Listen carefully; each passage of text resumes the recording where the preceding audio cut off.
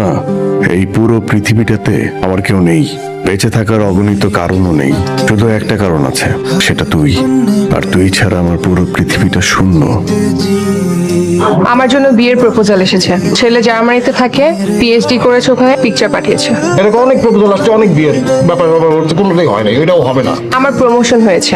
তো প্রমোশন হচ্ছে, এটা তো খুশি সংবাদ, কংগ্রাচুলেশন। আমি বাসায় বলেছিলাম প্রমোশন হলে আমি বিয়ে করব। তো একটু টেনশনের ব্যাপার।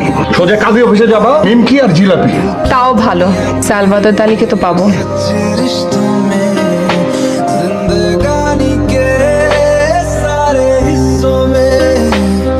কালকে রেস্টুরেন্টের বিষয়টা না আমি মানতে পারলাম না। তো কি হয়েছে?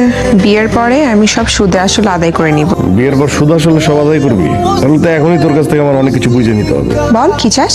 আমাকে চাস? তুই তো আমার কাছে আসছিস, তাহলে আর কি চাস? তোর ওই টিপটা হাত দিয়ে ছুঁয়ে দেখতে চাই। তোর যে আমাকে কখনো ছুঁয়ে দেখতে ইচ্ছা করে